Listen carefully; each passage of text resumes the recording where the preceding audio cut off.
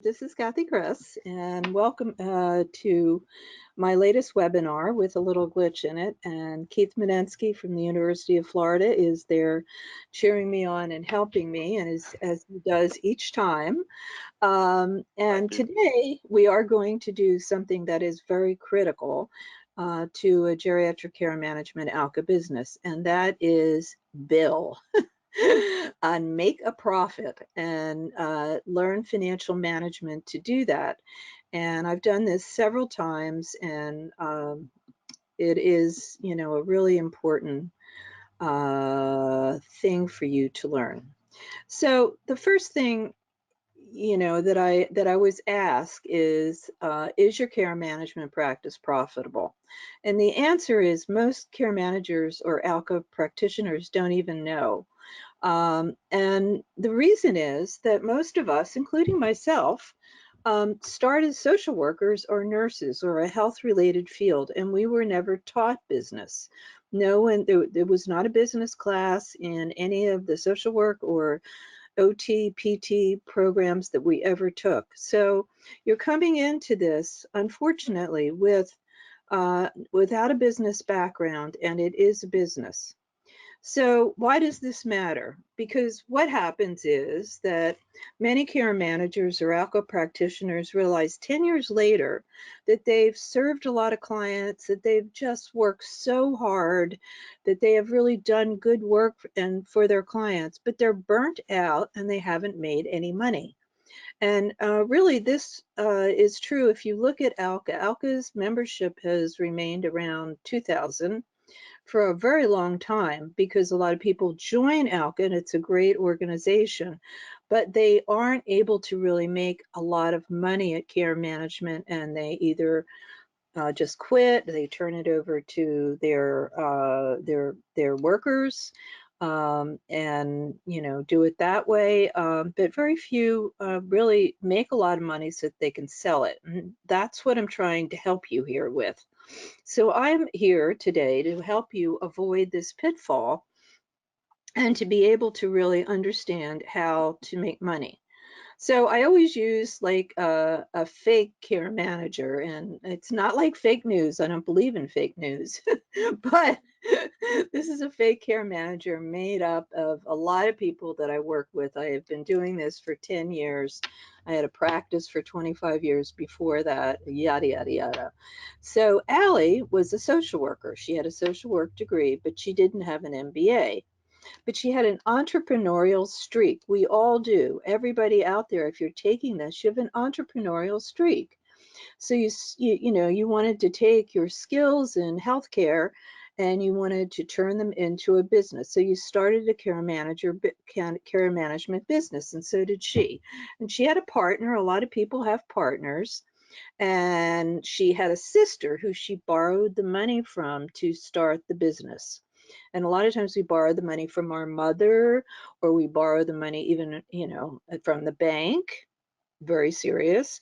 Or we have an angel investor, that's very few. But she got it from her sister, and she promised, and this is actually a true thing. I've had people tell me so many bizarre stories about how they avoided billing, and this was a true story. So she promised her partner that she would bill because the partner knew that was really important.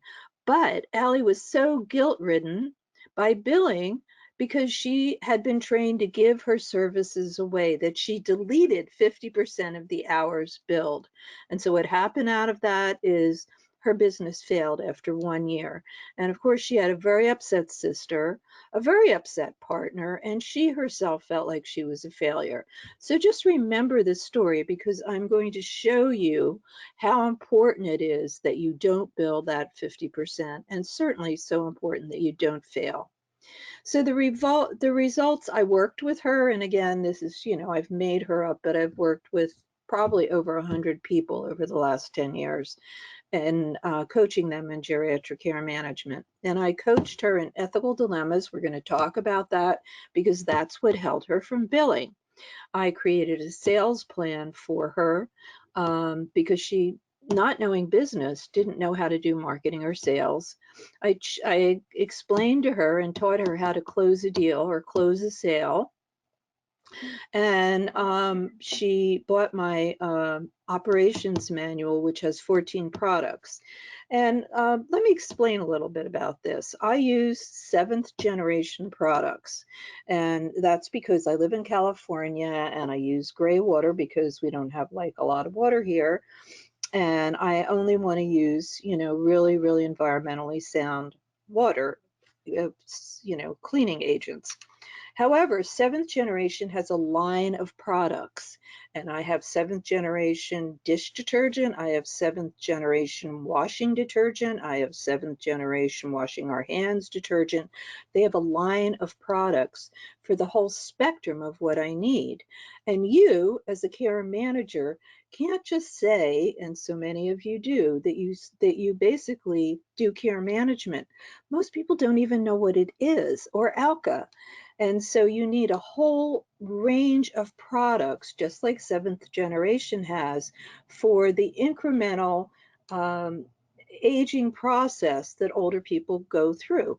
They may start with, just some advice and they're living independently, and then they need non-medical care. They've gone up a notch, and then they may need to move out of their home and downsize, and then they may start to use, care providers, and then they need three shifts because they're very seriously impaired. That's a whole range of aging, and you need a range of products for that. So I coached her in doing that, and I coached her in what I'm going to talk about today, the importance of cash flow and having a financial plan. I'm going to show you that. And I showed her how to ensure that she build 85%. And then I coached her on what kind of software really to get that would help her and the people that she employed and her partner bill very easily in the field and at home, and get as much money, because lots of times, if you write down your billing on when you're out in the field and then come back to the office, you lose 40% of the billed money. So once I did that and I worked with her for several months, when she restarted her business, she had 20 referrals and she was ready to start when she reopened. So why can I help you? I'm going to fly through this. I always do. I'm the author of the Handbook of Geriatric Care Management now in its fourth edition. However, a number of really wonderful care managers wrote in this book, so I am really an editor in many, many ways. And it's a great book.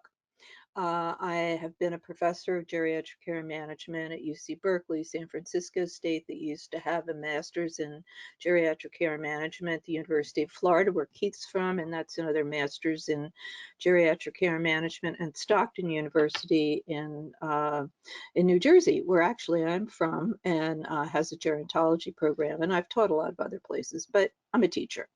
And I'm the author of a really, really good book called Care Managers Working with the Aging Family. And if you've ever really heard me, aging is not about a singular older person.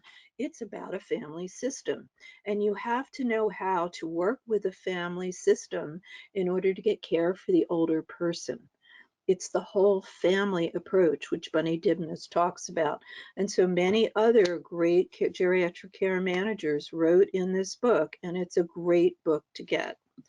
And I'm the author of my Geriatric Care Management Operations Manual. That's now in its fourth edition. I've had it out for 10 years, and that has 14 products, just like seventh generation, for every point that an older person moves through in their aging process, and soup to nuts how to do it. So the pitfall for most geriatric care managers or ALCA practitioners is the majority of us are social workers, nurses, PTs, OTs, who start an aging life business, and we end up with something called an ethical dilemma. So what's an ethical dilemma? That's when two or more ethical standards are crushing into each other. I live right near the San Andreas Faults, about 5 miles away. Pacific Plate and the let me see, the Pacific Plate, and I guess I forget what the other plate is, but right on the coast of California, they are rubbing hard against each other because one, we are moving toward Alaska here. And every once in a while, there is a titanic earthquake because there's so much pressure between those two plates. And that's an absolute thing that happens in your mind if you have, an ethical dilemma. And that's what happens here. So, uh, what's this all about? Well, let's just take the word beneficence. Beneficence means, and that's what most of us, signed up to do the greatest good for older people. If you're a social worker for children, do the greatest good for children. So, this is an ethical dilemma. If beneficence is doing the greatest good for older people, why isn't aging life care management free? A very good question. And that's the ethical dilemma we have in aging life, or, in any, like, think of doctors. Doctors have an ethical dilemma too, because they are trained to, to do everything to save people. And yet they don't treat certain people because they can't pay them. That's an ethical dilemma. We're in the same boat. So it's when two ethical standards apply to a situation but are in conflict with each other. Because we've all been trained as social workers, nurses, yada, yada, yada, for older people and to help them and their adult children. But we can only serve the top 10%. The top 10%. The other 90%, we can't give our services to. This is a huge ethical dilemma for us because we can only serve the people who can afford it. Now, why is this true? Geriatric care management itself is not that expensive, I don't think. I pay a plumber more than I pay I would pay a geriatric care manager. And we need both the plumber and the geriatric care manager. But over this, this increment of time in aging, you need a few hours in the beginning of our services, but then you need more and more. And the killer is at some point, you're going to need home care. And home care is incredibly expensive. So is being in a nursing home. And only the top 10%, those entitled top 10%, can really afford that. And so this is the dilemma that we all face in aging, being social workers and nurses. Now let's look at some codes of ethics. You might think this is boring, but I'm trying to explain to you what our difficulty is. NASW, the National Social Work Group, and ANA, the National Nursing Group, with NASW, their ethical principle is social workers' primary goal is to help people in need and to address their social problems. But we say we're only going to help the top 10%.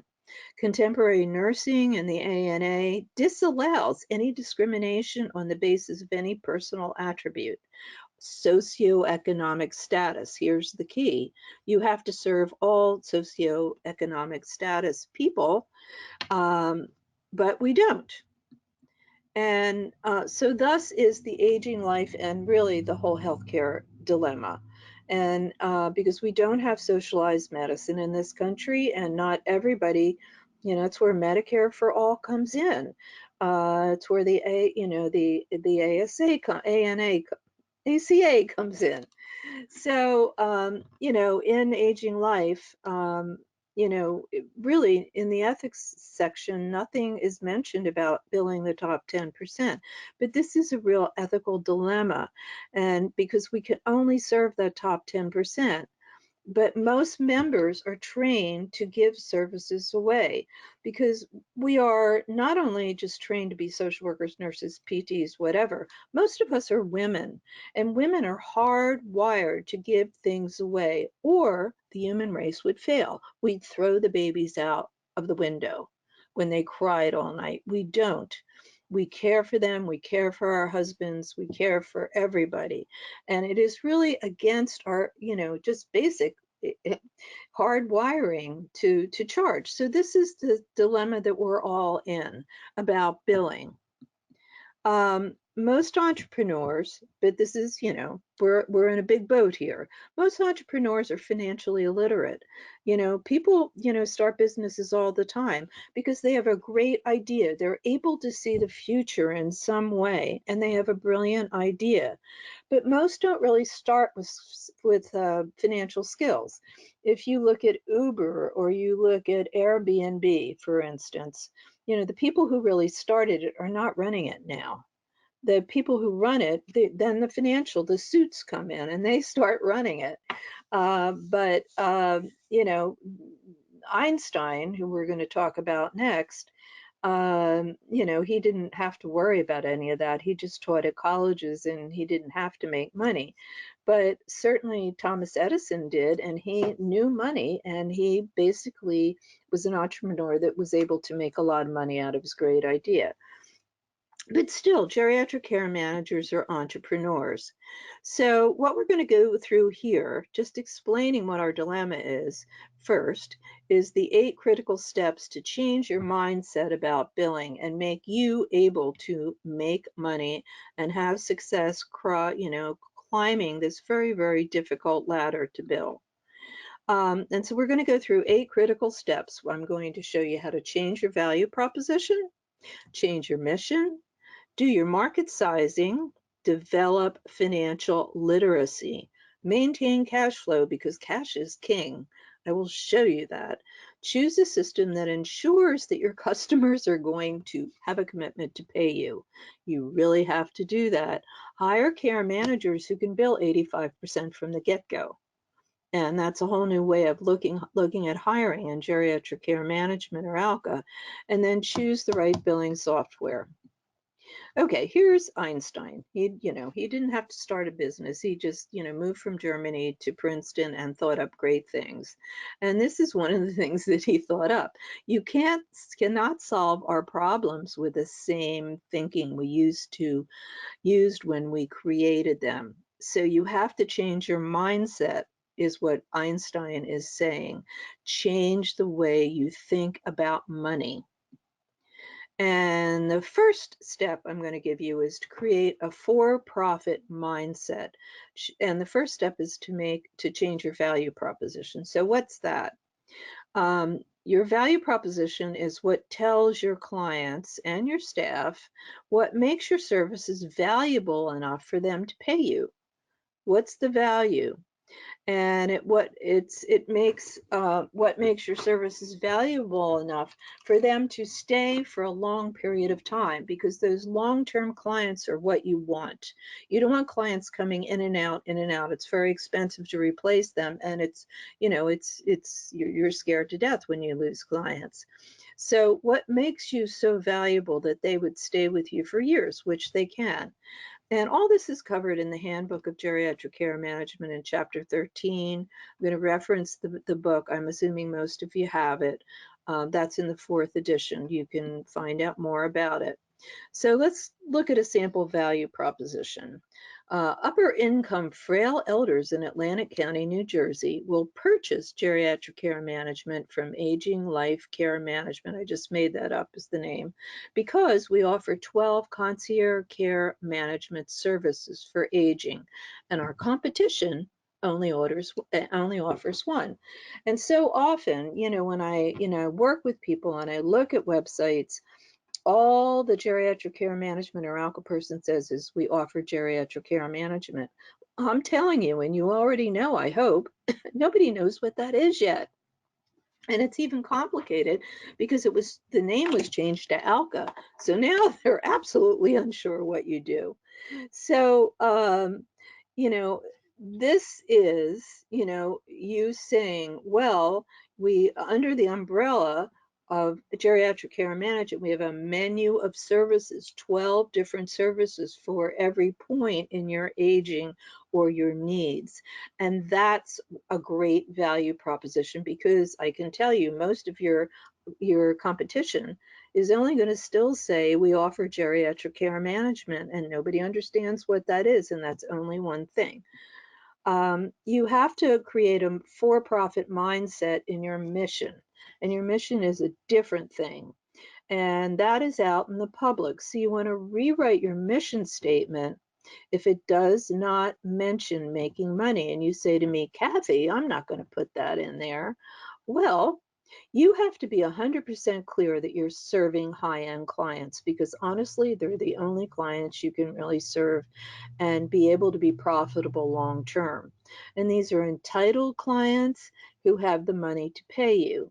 And so this is how you can rewrite, just for ducks, I'm giving you this. This is an example.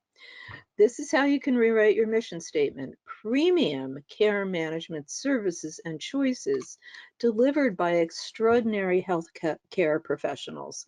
Premium is the buzzword in there. What you have to put in your mission, you don't put money, but you're going to put gold standard, you're going to put concierge, you're going to put any of those adjectives that really say you're serving the best clients, and you should change your mission to do that. Step 3 is your market sizing, and this is what anyone should be doing in the very beginning of setting up a geriatric care management or restarting one. And a lot of people don't do well in the beginning and they restart. Because what a market size is, you have to find out if the market you're serving, the area you're serving, has those top 10% demographics who can pay you long term, that's going to support your services. And if so, what's the pricing structure would the clients would bear? It's the old, what the consumer will bear.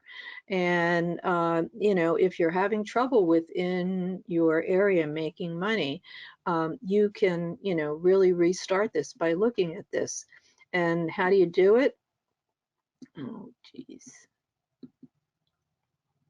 I'm sorry. I don't know what is going on here. We might have to go all through this goddamn thing and do it again. Okay, sorry. I'm not sure what's happening today, but hold on. Okay, here we go. Hold yourself patient. We'll get there. You can see we've been here. We've been here. We'll just blame it on sunspots. Yeah. Sunspots. Okay, here we are.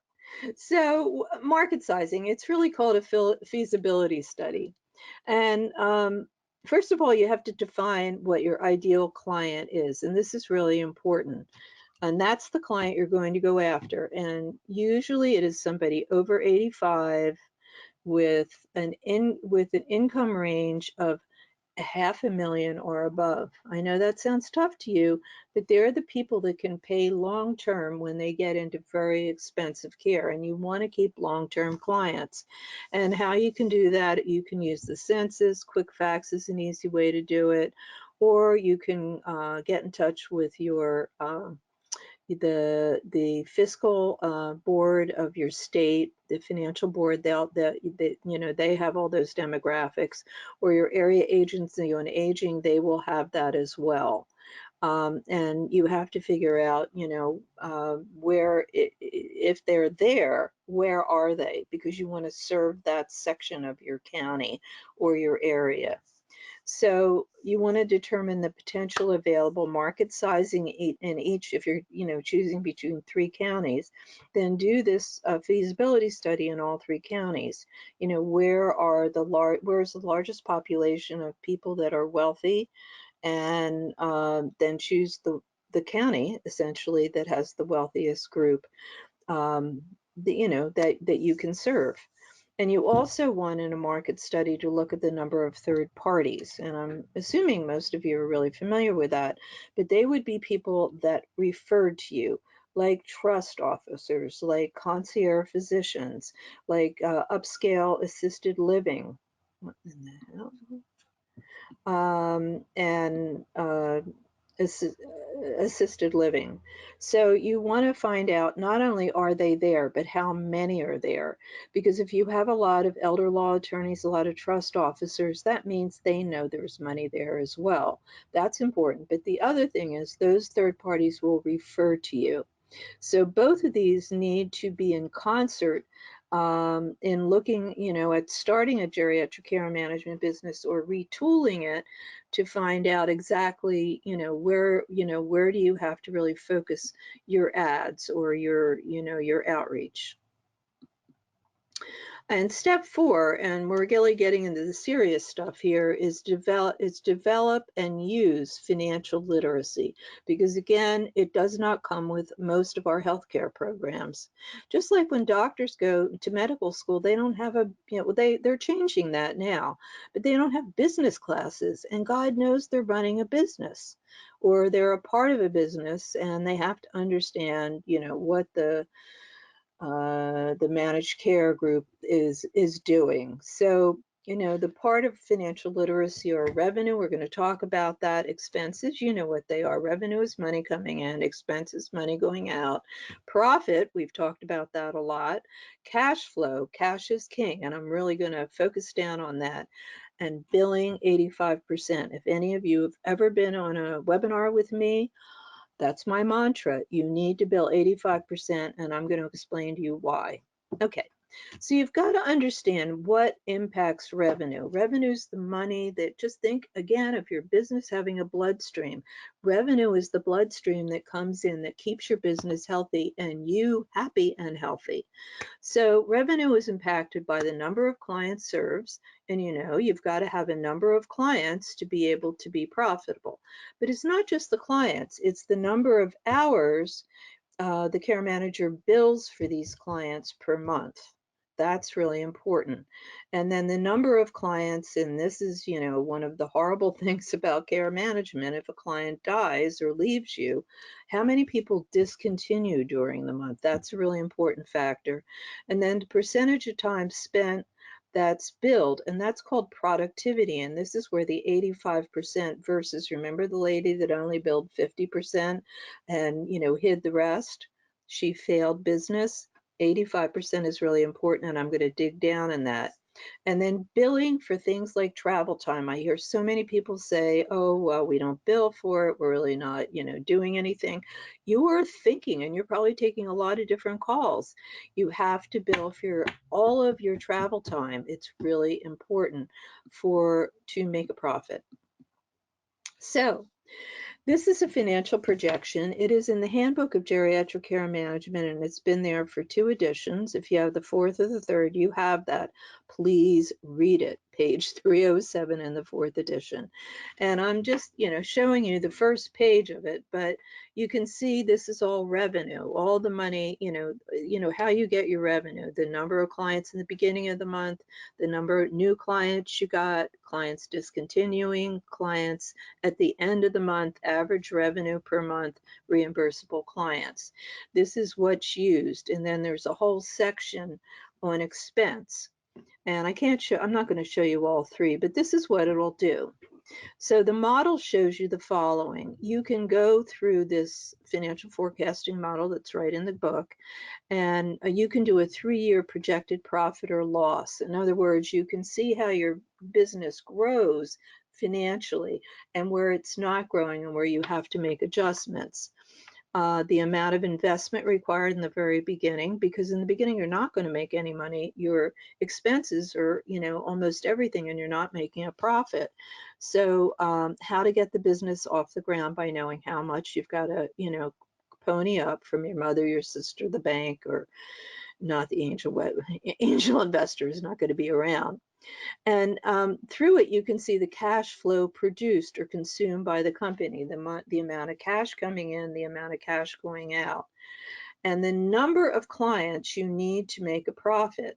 That's really important, because you've got to take all your expenses and you have to have enough clients billing per hour, generating revenue to, be more than the amount of money going out. And you can tell when your business is going to make a profit, and that's your break-even part. And you really want to see that before you even start. How many clients do you have to have at what hourly rate in order to make a profit? And I'll tell you a little fast story here. I was working with two women who had been the head of the Alzheimer's Association in actually the two richest counties in the United States. And they had worked for 40 years. They already had insurance through their business. And so what they said to me was, Kathy, we want to be able to make enough money soon to be able to buy our own insurance. So they knew exactly where they wanted to go. So I was able to show them exactly how many clients they had to have at what rate of billing that was not just their break even, but they wanted to be able to buy insurance for themselves. And we did it, or they did it. I just showed them how to do it. But you can show yourself that too through this. And when you will break even, usually most of us start, and when are you taking in more money than expending money, and that's your break even part. And when you're going to be able to hire a new care manager finally, and you're not a one-man band. And then all along during the 3 years, when you're taking in enough profit to be able to hire new care managers, buy a whole new printer, keep everything paperless. That's expensive. Move to another building. This will show you. And what we're going to look at now is cash flow. And cash is king.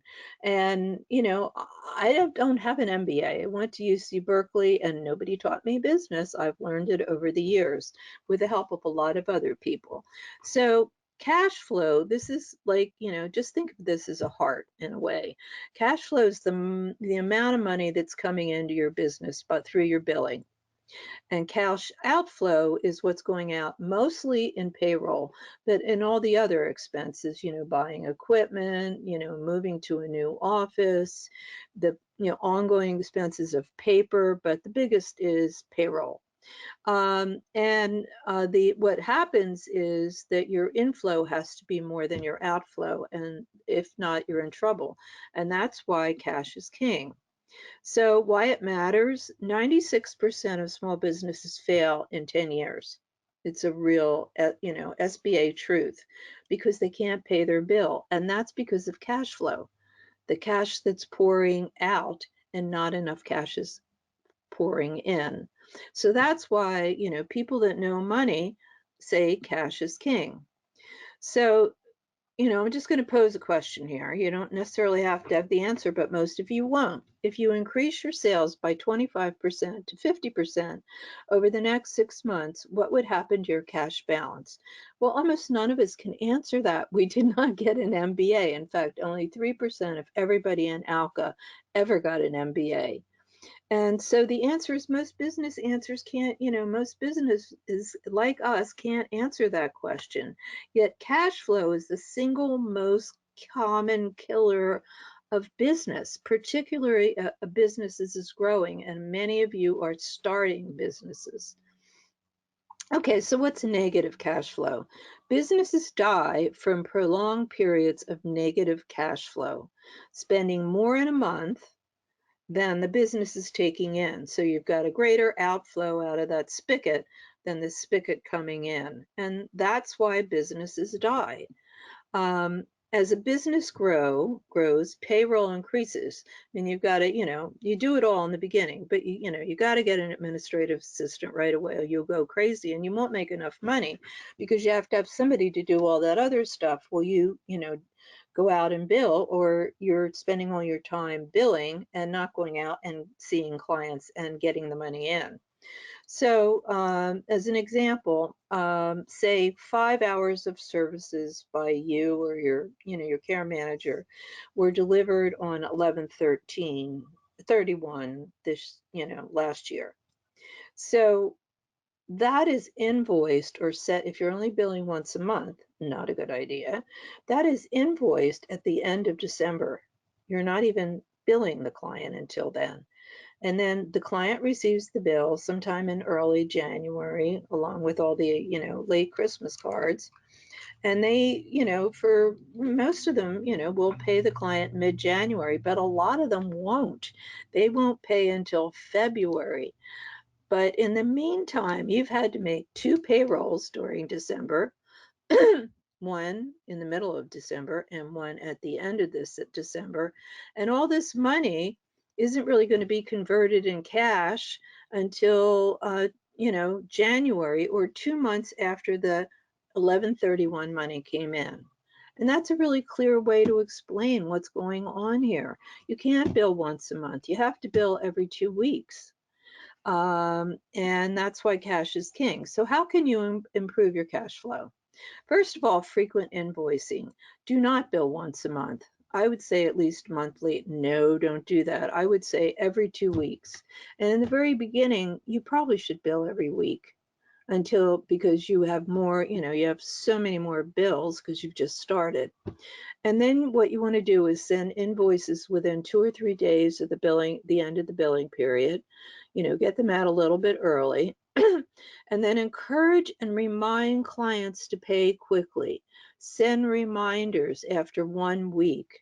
And you say, oh God, I'm really bothering them. Well, you're bothering yourself because you don't have enough money.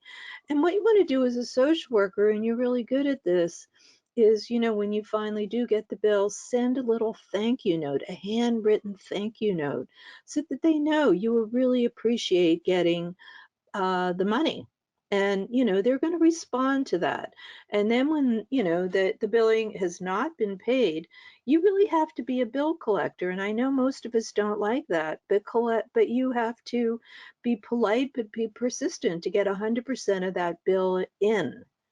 So, you don't have to do this all. You may, hire a fiscal person to do this, but hire a fiscal person.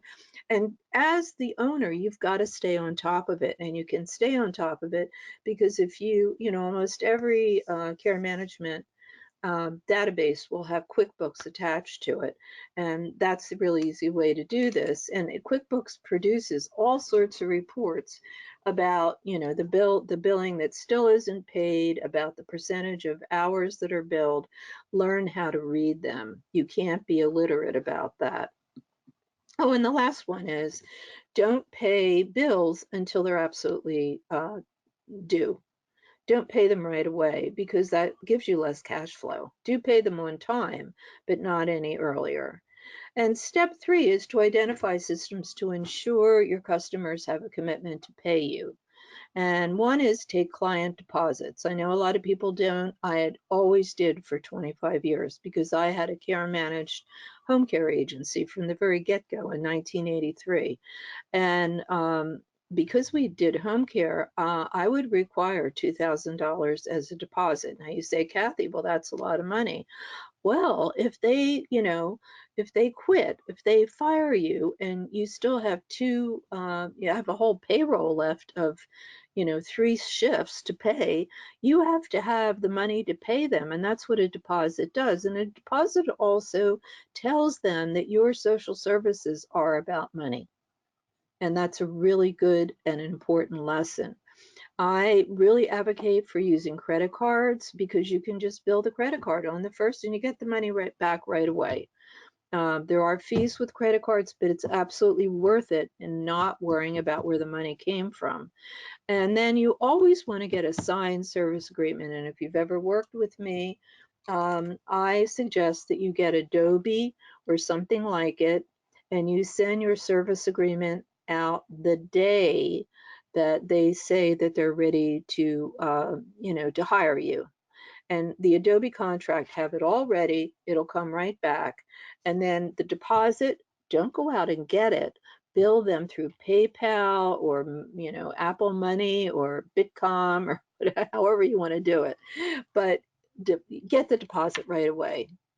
This is a business way of running things and running money. And then you want to proactively manage your receivables to maintain cash flow. First of all, you want to create a system to identify how much you're owed and then by whom. And this is again going back to QuickBooks that is in, every really good client database. I know CareTree has it, iHome Health, almost all of them do. So you want to, get these reports so you can see how much is owed and look at it and learn to read it and make it easy for customers to pay you. That's accepting what I just said, credit cards or ACH payments. And then you want to identify an efficient invoicing schedule to get your customer to pay their bills each week. And I already said that. Don't bill once a month. Bill, every 2 weeks, or even in the very beginning, I would suggest every week. And then the next point is you want to hire care managers that have a mindset to bill 85%. And this isn't something that's really talked about with ALCA, but this is really important. You need to hire a care manager who has a left brain, right brain ability. And what I mean by that is left brain is, billing. It's your executive skills. And right brain ability is really your ability to be a social worker. It's analog. It's taking the whole in. So it takes analog to be able to really have the creativity to do services, but it takes left brain to bill. So you want to know they have those two active, sides, and you can do that in interviewing.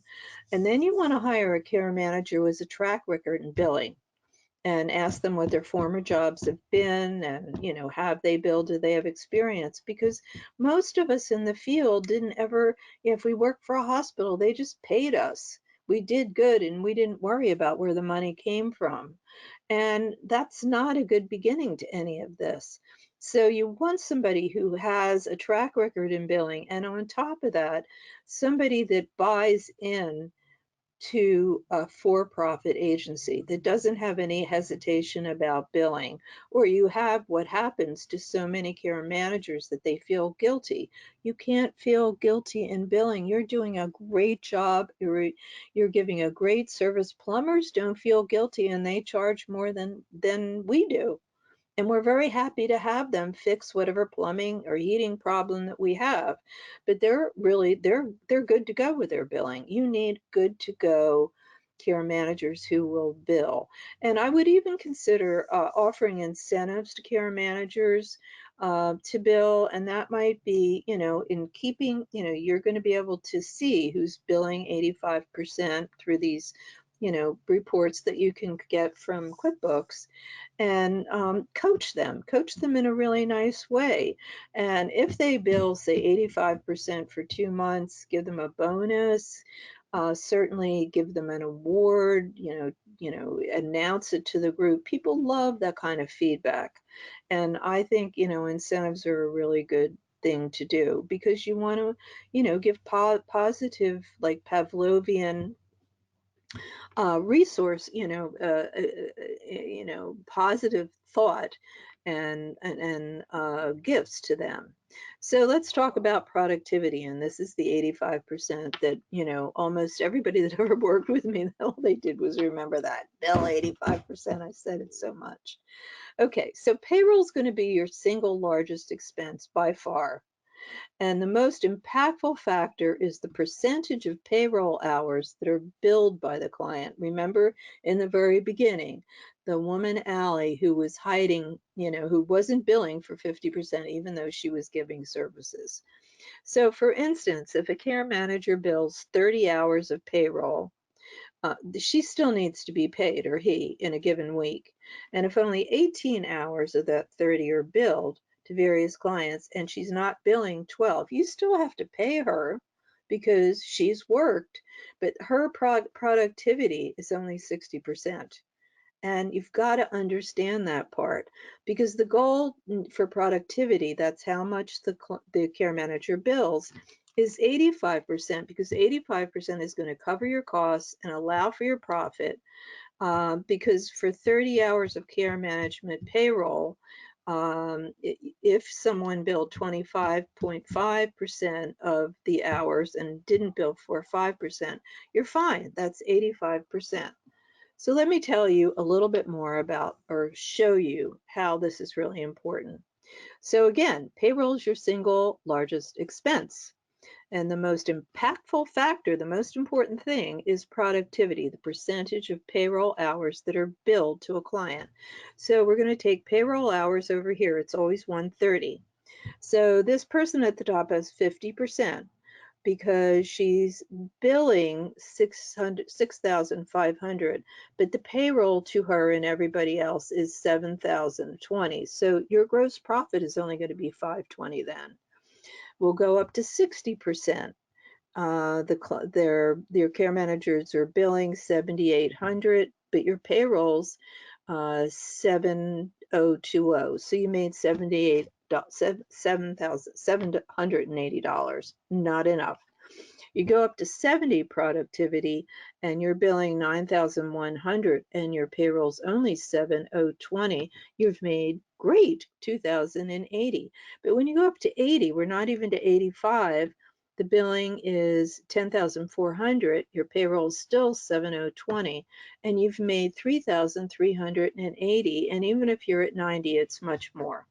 So this really explains, why you've got to get your care managers to bill 85% and yourself too, because you've got to be a model for this. And the assumptions here are the billing rate of $100, a pay rate of $45 an hour, and employer cost of about 20%. And you can, go into this in more depth by going to this link down here, and it'll give you more information about that. So step 8, you've got to choose the right software to bill 85%, because your target productivity, and again, productivity is the amount that you bill, is 85%. So you need really good software to do that, and most care management databases are going to have QuickBooks in it. You might use another program, but QuickBooks is the one that almost everybody has. And you want software to make it easy for your care managers to bill. You don't want them going out in paper. Please stop that. You lose 40% of the billing just going back and trying to remember it. But you want easy billing software you can bill in the field, software where you can bill on the phone.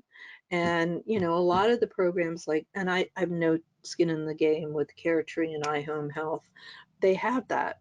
So shop around and find out, what's the easiest program that also has QuickBooks in it, that makes it easy for people to bill and will generate all these reports I want you to look at. And one option is determine payroll hours from the time shown in payroll. And you can show that to your billing person. And then new hires, this is really important. You want to review, first of all, what you want to do is you want to make up a chart. And when I teach, in the class, the online class that I have now in the manual, and I'll be starting one, I'll launch it, I think, next month. We'll have a whole online class on the business of geriatric care management, and all this will be in there. But you want to already have a whole chart of what is billed and what's not billed. That's really important, and really think about it, all the tasks that you have that are billed and the tasks that you're not going to bill for, and they've got to really, lesser non-billed, but it might be meetings, staff meetings about planning the picnic, or, you should probably not bill for that, but really figure that out and then teach it to the new hires and teach it to the old hires if you're just going to, switch over, and do it yourself too, because you want to reduce and eliminate non-billable time and really have people understand. So, and before I say this, I would also say that, it sometimes, for people that haven't been, billing this way for a while, it takes a while. So you want to coach them. You want to print out, exactly what their billing report is each month, and go over it with them in a really positive way. It's great that you are able to bill more now. Give me your problems that you're having, and really coach them like a really good social worker or nurse, in the ability to, don't yell or get mad. So we're going to end this now, and then we're going to have about 15 minutes of questions. And I always, at the end, I make offers, and the offers I'm going to make today, there's only 2 of them, and they will only be available from today and probably tomorrow, because we'll get you, what you will get is the recording of this out probably tomorrow or the next day. So the first offer is my geriatric care management operation manual just by itself. And the benefits of the operations manual is that you can start a new aging life or geriatric care management business with pre-made products. And I've talked a lot about the whole importance of products and step-by-step how to deliver them with marketing involved, which is written in a way that it's the gold standard of care for private clients, because you want to keep these clients long term, and entitled clients demand gold standard, and wouldn't you want to give it to anybody anyway? So the manual's written that way. It gives you a really easy way to onboard and train new employees, because it's a training manual. You have exactly how to do everything in it, and you can train from it.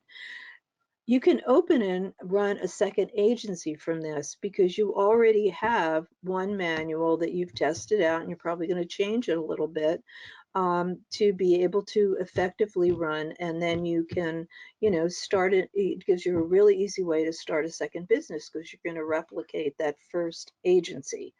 And it really is helpful in legal disputes and malpractice, because if you haven't written anything down, your employees are just going to do whatever they can to do the right thing. But if it's not the right thing that you told them to do in a manual, they won't do it. And that's where you get into litigation with the children of somebody's mother. And it's not when you're going to end up in court, it's not if, it's when. And it's usually not a lot about what you've done, but it's siblings fighting about money. But you need to do this. And it has tried and true procedures to deliver flawless care, which is the kind of care that you need to deliver to someone's mother, or they get very upset. The next is, well, this is just about the manual. The features in it are 14 services or products, and this is what I was talking about with 7th generation. There are products, the sort of gateway into care management is non-medicals. There's a whole non-medical product up to what I call care managed home care, where basically they have several shifts or one shift because they've aged in place where they need more care. It has a whole moving services, because clients are moving all the time, and you can see that in the listserv, in that care managers are passing clients on. It has quality of life, which is really the upcoming product, really started by Nina Herndon, who's a fabulous geriatric care management, because people want to know for their parent not only about their own health care, but how to make them happy. And that's what quality of life is about. It's about joy. And so there are 14 different products. It comes in it has a whole forms manual that's integrated with the actual operations manual, very it's synced really well, and it comes in an electronic form, so I just email it to you, and the directions on how to edit it, because you want to make it your own. You want to make it, have your logo, but also you may not like some of the things I have in there. You can change them. And the webinar offer is $7.99, and it's normally $8.99. It's only going to be available until August 29th. From today, and I will send you a contract, because you are licensing my intellectual property, and it's just to protect the intellectual property. You can change the manual in any way you want, but you can't give it to somebody else.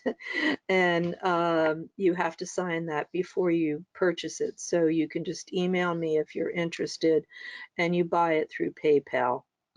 And then the second offer is that in the last 2 years, I used to teach geriatric care management manual individually online to about 100 people. And it really became hard because most of the people got very busy in the middle and weren't able to finish the course. And so I decided to put it online because I've taught online at the University of Florida. I know how to do this. And so I have an online course for the Geriatric Care Management Manual, how to do it, how to deliver each product, how to do the marketing. It's offered through Blackboard, which most geriatric care, well, most classes are on Blackboard now. And I taught in Blackboard with the University of Florida, and it's all taught by me. And you will, you'll hear my voice, and you will. It's a self-paced schedule, so you can come in and go out as you wish, because that was the problem before. You can do it on your own terms. It has 14 products. It has 20 PowerPoints with each module. Like each product has its own module with audio plus a video introducing it by me, and then a marketing exercise after each module, because the point is not only just how to deliver it, how to sell it, and exercises to teach you to sell each product. There's homework that needs to be turned into me, not because I grade it, but because I'm helping you do a better job. And there's a closed Facebook group for everybody that's ever bought the manual, which is like about 200 people, and a chat room. So each month we can get together, and they're normally in classes, and we can all talk about problems, bibliography, a syllabus, and CUs from the Association of the Social Welfare Boards. And the benefit of the online class is you receive the operations in the foreign manual and complimentary technical support. I have a tech advisor who I've worked with for 6 years, who's absolutely fabulous. So because you're taking an online course, for any problems you have, TNV Klamath, who is the person I started with at UC Berkeley, when her senior year, and she works in Silicon Valley, and she will help you through everything ongoing. And marketing material, which benefits each target third party. So again, it's not just the class, it's marketing, and it makes your agency more scalable, so you can open a second agency, which I've already said. It saves you money and time, as the care and management staff will use it as a reference and a training manual. And if you're ill, sick, or you have an emergency, and we all have them today because of global warming, so more hurricanes. Keep laughing. Usually what care managers do is they have sister care managers somewhere else that have phones, because you won't have a phone in the crisis or the wildfires out here. And you can give them the manual, and they can run things for you in the crisis. And the crises are just accelerating because of global warming. And you can sell the agency at the end, literally for double the price if you have a turnkey operation. That's not true in just geriatric care management. That's true in any business you serve, because the manual is just there to run it. It doesn't take you sticking there a long time to tell them what to do. It's a turnkey operation. So that's available. It's usually $9.95, and it will be $8.95 in this offer. You can break it up into two parts. You'll get, if you do that, it's $423 the first month, and you can start the class, but you don't actually get the manual till the second payment is received. And you have to sign a contract, because I'm literally licensing my material to you, and you can email me at that email. So now we're going to do questions. Well, thank And you, you can Kathy. connect with me. This is how you can connect with me, all those things. So Keith is the question taker. Well, I'm reading them actually, and thank you for that presentation. Another informative webinar that you've given us. I like the fact you introduced ethics into this one. I think it's the first time that you've brought that topic into it. But It's that is an critical. interesting, and although we talk about it, we don't really solve it, do we? Now you talked about it and you mentioned it, but what do you do when the client still approach you, who cannot afford your services? What that dilemma will always be there as long as you have your business. you will always have to turn away people that you cannot take or they cannot afford you, And right? it's That doesn't go away over time. You've been in business 25 years, and I bet up to the last day or the last year, you had still had people that could not afford your services that were still contacting you. and it still tore my heart out. And it Yeah. tears everybody's heart out because we weren't trained to do this. But you have to stick to the gun. I always like, you know, if you, and I don't, many people don't read Ulysses, but Ulysses comes to this point. He's sailing against the Aegean, and the mermaids or the sirens are all on the side of the boat. So they have to tip, they have to, and they want him to dive over with them. So they tie him to the mast. And what you have to do is tie yourself to the mast like Ulysses and not dive over and give that away for free. So that's my story there. That's a bit dramatic, but yeah, I understand what you're right. You have to go against your intuition and what you're saying. Yes, I want to help you. I want to take this client. I want to help you and move you along, and you can do that. I guess what I'm coming to is I think you can. I think you can balance if it's nothing more than assisting them on the phone and giving them appropriate referrals if need be. And I know everybody does that. So I'm saying what everybody already knows what to do. But the issue is, and yeah, this is open for discussion many times. But what do you do, and how do you tell that person? Do you I let them decide. I tell them that I'm a private pay solo practitioner, and then when I start talking about my fees, they tend to say, well, I can see I can't afford you, or something to that effect. So you're not necessarily turning them away. You're offering them what you charge and letting them make the decision. And I know that sounds backhanded, doesn't it? It sounds backdoor. Uh, But it's the in a truth. way to rationalize, how do you say, and I don't want to talk about that. This is for another discussion because I do want to get to the folks do have some questions here, but it's just something to think about. How you're talking about starting a business here, so those things will come up to the new GCMs, care managers that are starting their business, and you have to reconcile within yourself and how you're going to approach these things. I'm going to approach that topic of people who need your services but simply can't afford them, no matter what.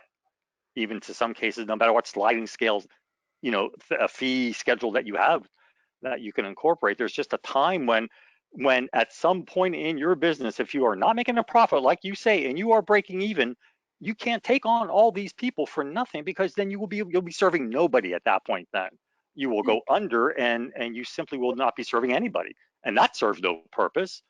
Well, Uh, exactly, so exactly. yeah, yeah.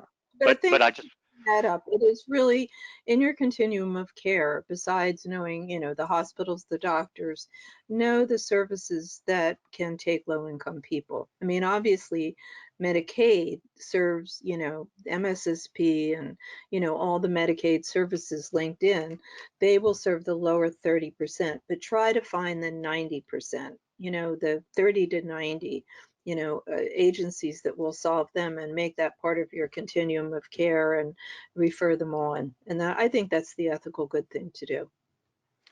Okay, so let's get to the questions here. And I'm trying to see how they came in what order.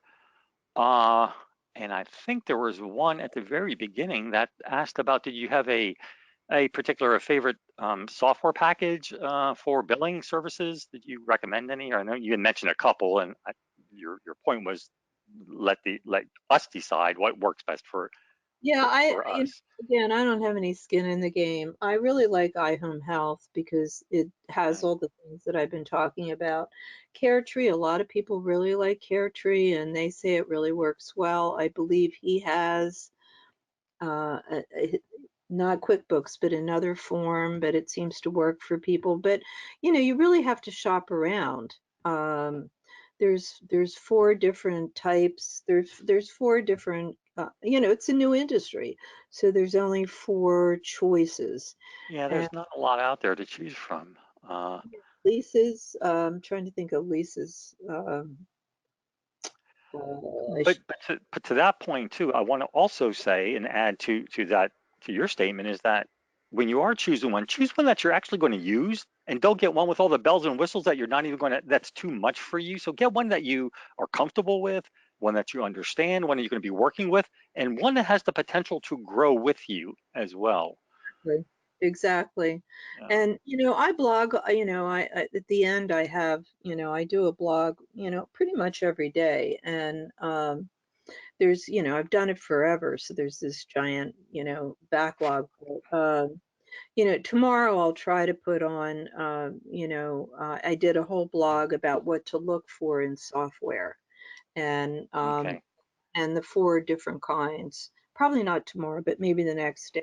Yeah, So, anybody, we all can do a Google search and find out what care management software is out there. I think we all are capable of doing that. But I think it really comes down to, like you said, choosing one that works for you, choosing one that, that suits your needs. So right. let's go on to the. We have a number of questions here, so let's go on to another one. Ellen asks, do you charge the same hourly rate for all services, or do you charge less for services like life enrichment activities? All services. I All charge. services are the same price. This is what yes, absolutely. You have to figure out an hourly fee, and the hourly fee has to be based on what you call, in the old railroad game, what the traffic will bear. So if you're working in New York City, you're going to have probably a 125 to 150, and you have to do a competition survey to figure that out. If you're working in the Midwest, it's going to be less. If you're working in the California coast, we're much more like New York. But you want to figure that out, and then you want to figure an hourly fee, not vary them, because it's going to make your billing like totally crazy. And beyond that, isn't your service worth a lot? I always start my classes like that. Aren't you as valuable as a plumber? you know there's Mm. the 80, I believe that it has to be one price for everything. And I would even take that up. I would even carry that a little bit further. And nothing against plumber, nothing against any other profession at all. But in this particular profession, like a plumber fixes broken pipes, we fix broken lives. There's a difference between when you're working with something that doesn't have life, like plumbing and canning sardines or fixing bicycle, whatever it may be. But in this case, as care managers, we're working with humans, we're working with people, we're working with disabilities in that area. So there is a distinction, I think, between healthcare services, working with animals, working with people, but working with live objects as opposed to working with. So I think there's a distinction between There's those two. a giant difference, and I use that because of that. I mean, Right, if because of that. you've Right. ever gotten a plumbing bill, do you know how expensive that is? And isn't your service worth, an equal amount, but really, in terms of morality and ethics, you're helping a human being change their life. And isn't your time worthwhile, is what I'm trying to say to everybody. You Mhm. should be charging for what you are worth. Okay, another question from Ellen here. If you go out with a client, like to lunch or a show, do you always require reimbursement for your lunch, show, ticket, etc.? Or do you only request reimbursement when the expense is above a certain dollar threshold? No, oh, I would charge the hourly for taking them out, and the hourly and whatever you're, paying for their lunch. It's really up to you whether you want to throw in your own lunch. But Mm-hmm. for the care managers that you hire, you don't want the care managers to expend that amount of money either. I mean, you're really paying them less than.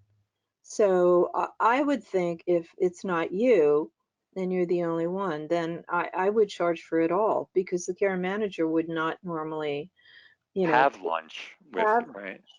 and it's offering really wonderful socialization. And that's worth something.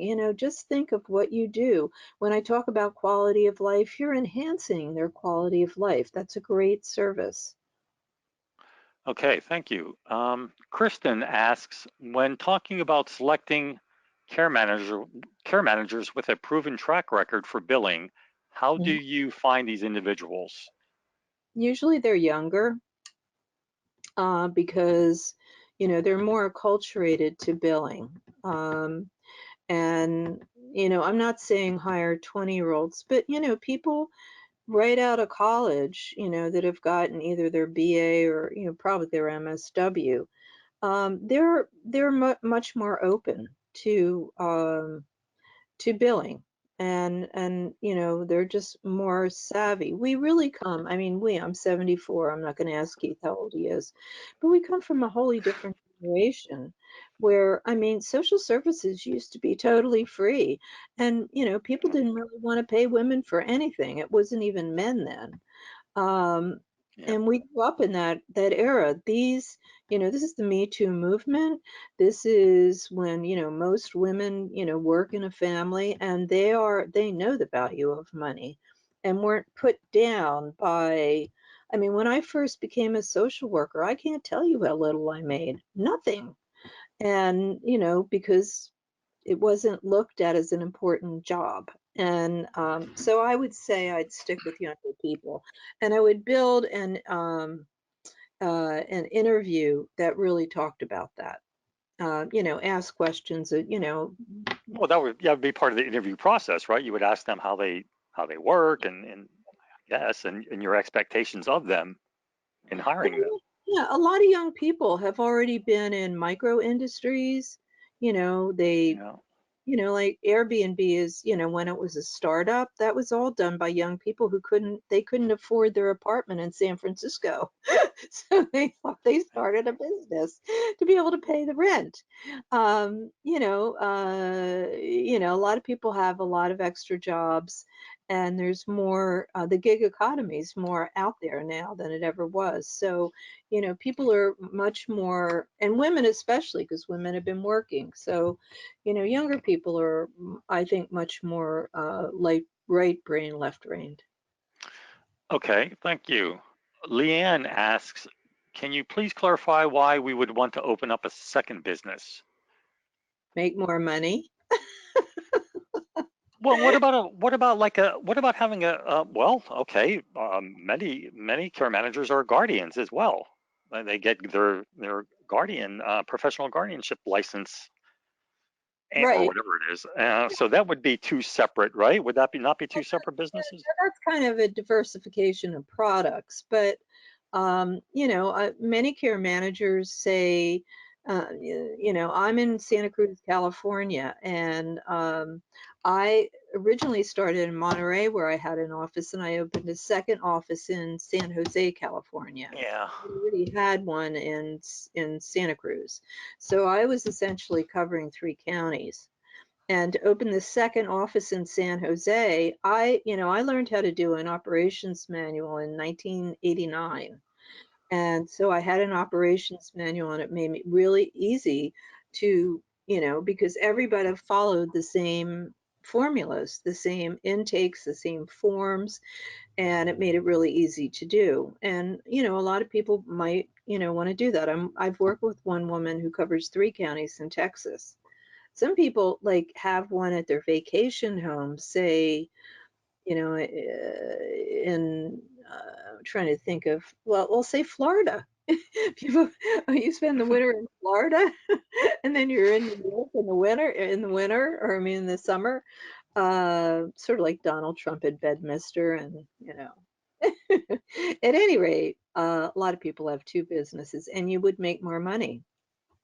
Yeah, but to that, and I never had a second business, but to that, you would be very that's you would be cautious as to when you did that, right? If you were open up a second business or even a second branch of your business, you would be financially, you want to be in a position where you can do that. You want to do the same marketing area, right? For that new area that you did for the Exactly. original, you want to You go want through the same process.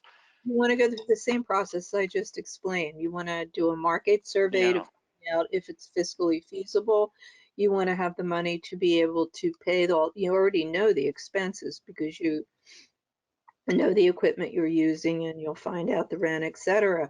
But it's a turnkey operation that, of course you're gonna, but that's what franchises are about. I mean, I'm not telling you to franchise, but franchises, McDonald invented franchises by having the first manual, actually, And then they followed suit with a second business with a manual because they had to, and it's called How to Fry the Hamburger. But Yeah. how Yeah. to fry the perfect hamburger, and you want to know how to take care of somebody's mother, even more important than being sued over a hamburger. So, Yes, absolutely. Leanne is asking the age-old question that I think from the dawn of care management has come up. But her question is, what do you do when the kids in the family want GCM services, but your clients, the parents, the person, the receiving of the care management, don't agree? well, yeah, that's the age-old question that, Yeah. Keith and I, having done this for 20 billion years, usually people come to the point of having a crisis, and that puts them over the edge. What I suggest is adding to, and this is about to be in the manual, um, a service that is um, that basically, and I used to do this a lot. We had a service that did it, and we would go out, for the adult children and do an initial assessment, and then keep it, in the family would pay us like a very minimal amount each month, waiting for the crisis to come, and then you could respond to the crisis right away, because you had a baseline. And most of the time, I mean, just think of yourself. When you get old, do you want somebody, running your life? You won't. I don't. And, so you want to be able to, have a service that can prematurely kind of be there for the family when the crisis comes. It's very, very hard to convince someone who is dug in their heels that they don't want anything until they fall and break their hip, or until they can't find their car and they can't come back, or until they've wrecked their car because they should have had their keys taken away. And that's, unfortunately, the truth about it. Keith, what do you think? Yeah. Yeah. Yeah. I'm going to move on to. There's a bunch more questions here, and I know we're running out of time, so forgive me if I'm moving You quickly made it here. an hour and a half, which is Oh, we have an great. hour and a half. Okay, all right, then we do have some time. Okay, so let's get to this next question as well. Quan Hong asks, I know you mentioned you use a deposit around 2,000. Our deposits, I'm assuming that her business or their business, can go upward of 24,000 while competitors are charging none. Um, and let me go back to that. The competitors are charging none. Hold on, I lost the, sorry. Uh, You're there we like my go. point today. It's strange. It's strange. It just jumped around. Okay, so they're charging none. And she didn't say, oh, they're in sales. And I'm getting a lot of pushback, but the rules aren't set by me. Do you have any tips on asking and getting large deposits and staying competitive with those who don't? Um, Well, it's sort a of broke that matter up. of self-preservation. If somebody doesn't accept them, I would not go to not getting them, because you always are going to have clients who do not pay you, and they fire you and you're stuck with a giant payroll. You've got to pay your care managers, you've got to pay your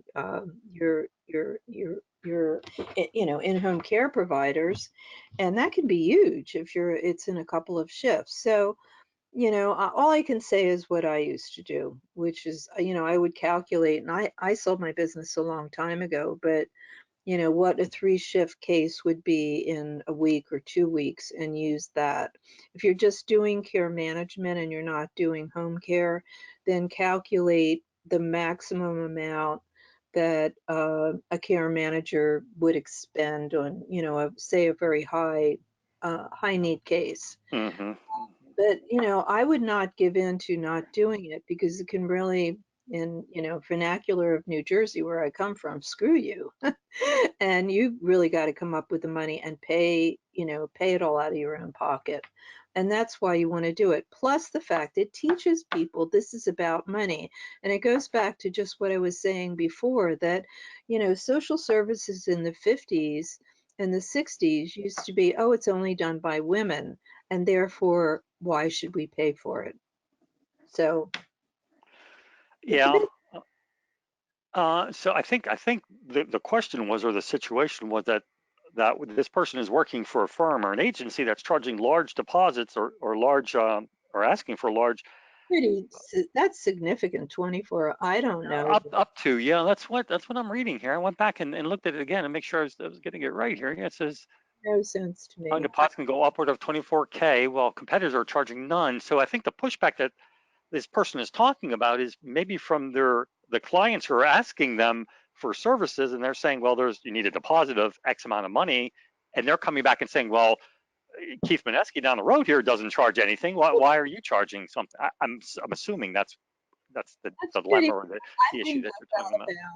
out of bounds. And if you work for them, maybe you want to consider starting your own business or joining another one. Yeah, Sorry. I'm jumping around here. That now I know we have a little bit more time now, so I Okay. can let me go back up here to the top here. Um, I know Leanne had asked a number of other questions here, so I'm trying to get a couple other people in. So I'll get back to those other ones. So Okay. Patty asks, oh, the names of the, okay, these are the software programs that we talked about earlier. Okay, well, I found that one then, and we went over the software programs. And you can always email Kathy with any other questions that we don't get to here tonight or this afternoon. Always get back to people. Believe me, I'm pretty loyal. And so if you email me and ask me, I will answer whatever I can. And to my ability, yeah, I will. Patty's asking here, how do you deal with family and friends who are frequently asking for free advice or services? Well, I've been retired from doing this for a long time, and this is the way I handle it. If it's a really, really close friend, I will help them. But I'm not a practicing care manager anymore. I am a consultant, and you know, I have a different kind of life. So I will help people, but I won't do the fault. I will give them advice. I'm not going to I won't take on somebody's grandmother or anything. But I will, Yeah. very easy for me to, know, who they should go to, and uh, but I don't micromanage. I'll macro manage for them, and just to get them started. And it's usually just referring them to another care manager, or and sometimes I mean, I'll give you an example. I had a friend of my daughter's mother call, and it was her husband had been a vet in the VA, and he didn't even know the VA would cover. He was in Vietnam, and he had the end stages of Parkinson's and didn't know what to do. And, I did really help them. But all I did was I knew I know, and you mostly are going to know too. I knew where the Parkinson's Association was, right? It's the best in the world, right up near me. I contacted the VA, and the VA and the Parkinson's Society went out, and this is all in Los Angeles, and they took care of it. I mean, if you're a really good care manager, you can figure these things out. But that was, an extraordinary case. It was a friend of my daughter, and I was just so upset that this guy was in end stage Parkinson's. This woman had no care for him except herself, blah, blah, blah. So I do macro, not micro. Yeah, Oh, I agree with you. That's an area that could be very tricky, and I would at all cost avoid yeah, giving advice, unprofessional advice, not unprofessional, but in a non-professional, non-clinical setting to family members, because you're really setting yourself up for some serious. And I'm not even talking about getting sued or liability. I'm just talking about family issues. I'm talking about family dynamics yeah, that can go. your friends, you can get into so much trouble. I want to tell Yeah, yeah. you, that's I as mm, well. And then the liability, and then the workload that you're already doing. So I'd be very cautious, and I would only do it when you retire. honestly. Okay, so we got some clarification from Kwang Hong here on the issue about charging the 24K for deposits and so on.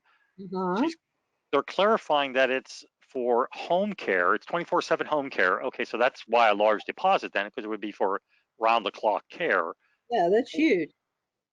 Yeah, well, I mean, you're covering, 24/7, so that's a lot of money. That adds up within a week. Yeah, that's a lot of money already. But she said that they only charge $1,000 for the GCM deposit, and that makes sense. That That part makes sense. that makes sense. The home care for 1 month. It's okay. It's for 1 month, 24K for 1 month. And so, okay, so I'm okay. We're going to continue the conversation in real time then. So it is. So it's a deposit for home care, 24/7 for 1 month. Okay. I don't. And so the pushback is then from the people who are saying, well, wait a minute, who has $24,000 laying around just to give you for 1 month as a deposit? And is that on top of, my question would be then, is that on top of what you would normally charge? So that's a retainer and held until maybe the last month or so or something like that. So they have to come up with 24 grand plus something else, I guess Yeah. is the question. Yeah, that's I don't really know how to answer that. That seems like a lot of money. But Yeah, what that's you have to know about these accounts is you have to set up an account. You have to pay them interest when you give the deposit back if they've never used it. You can't use it for your business. It has to be a very protected account where you keep that deposit money. But go on. I mean, we probably spent too much time on that. Use. a lot of time on any of these questions. A ton of time on. And Leanne asked about that other question about when they're not in agreement with the kids that want to hire you as a GCM for the parents who don't want you. How would you deal with that case? Would you decline it? Would you, why, try to, what would you do? You would have to speak to the parents at some, I mean, they're your clients, so you need to, Well, I would, I would go out and many times, I mean, because that comes up all the time, I would go out and try to initiate services. And I'd really, again, get a baseline of what the real problems are. I would do a geriatric assessment. We used to do that all the time. And when I worked in Monterey, Pebble Beach, and you know, get all the information. If the services were still rejected, then we would put them into this service that was sort of on call.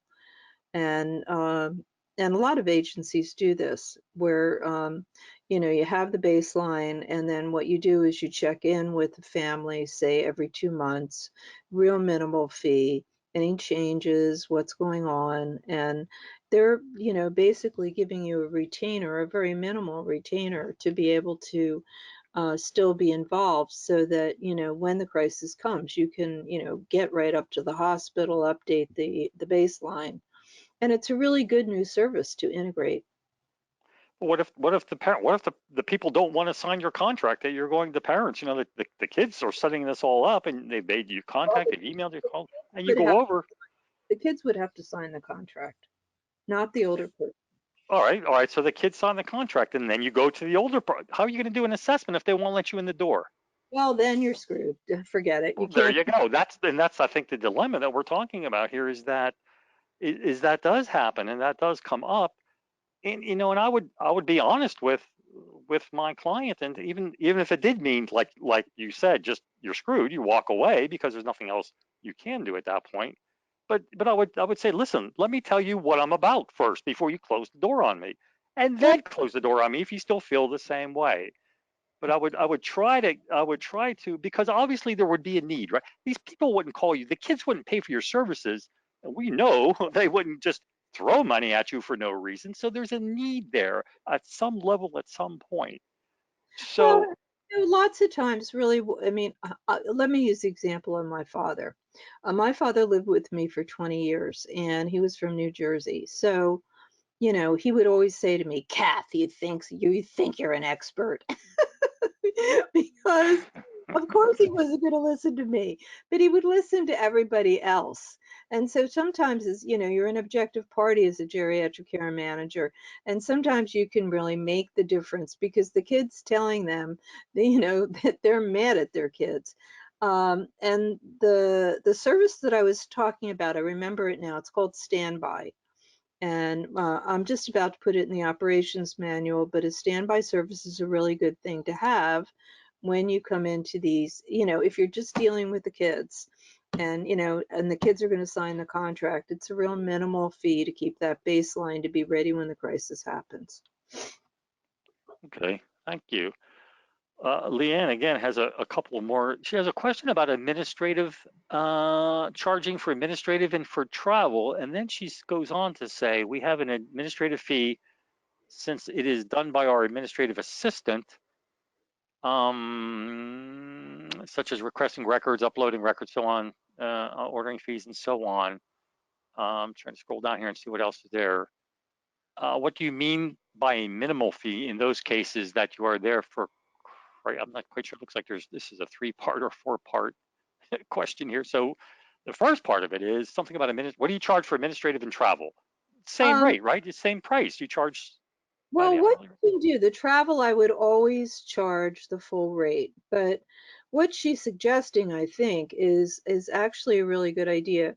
If you have something called an assistant care manager that's, calling when you're on hold forever with, or going through medical records, that isn't really something that you should be doing. So you can hire an assistant care manager to do those things, charge less for it, but more than the salary you're going to pay the administrative assistant, and bill Right. for it that way. And that's a really fair way to do it, because there's so much bureaucratic work when you need to do to handle a case, when you're calling doctors, you're on hold forever, you're running and getting picking up medication. It's a really, really good way to, charge less, and that's fair. But always you've got to figure out what you're paying the administrative assistant and charge more so you're making a profit. Okay. All right. I hope that answers.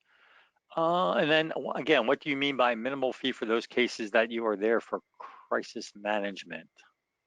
Again, it's called a standby service, and you go out and get a baseline, and if they won't let you in the door, you get the baseline from the adult children. And then you charge a very minimal fee to keep all those files on record. You update it every month or 2 months. You call the family, update the baseline, and then inevitably the crisis is going to happen, but you're ready to go. You have really all the baseline information. You're going to update it, but that's a standby service product. And I think she's asking about specifically what is a reasonable charge or a reasonable fee, and that is based on where you're located Well, and what your charges you know, are in general. it really again is where you're located, but I would charge the regular fee for doing the initial geriatric assessment as best you can, but then a really reasonable fee for the call. You'd make a call every 2 months or every month. You want to send them the newsletter too, because it's a client that's going to come to you. You know it's in your pipeline. Let's put it this way. But make it reasonable, and charge the regular fee in the beginning, but they're not going to be billed on ongoing for care management or anything like that, because you can't do it. So there wouldn't be. She's in California. Leanne's out in California, so I don't that I think that really comes down to what you feel is reasonable, what your standby service really would entail. I mean, you talked about yours, Kathy, but people would have different maybe Yeah, levels of that, right? first And that of you'd all, have to calculate.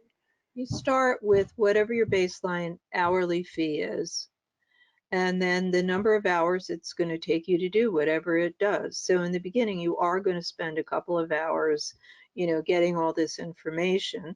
Times, say in California, Northern California, it's probably 135. Mhm. And then, and Southern California, I think, is about the same, unless you're up in the high desert with the desert rats. It's cheaper. And then, just a monthly check-in, and that's a telephone call, and you figure it out in increment. You take your hourly fee, and you do incremental charges per, what portion of the hour. So say 15 minutes of, 1 hour of $125. Okay. All right. I hope that that's a tough question to answer because there's so many variables that you have to take into consideration for something like that. I would Yeah, think I am like by I no means any I'm business gonna put expert. stand by in the manual. It's been on my things to do for a long time, but I'll do it this year, and I'll probably, yeah. So anyway, Okay.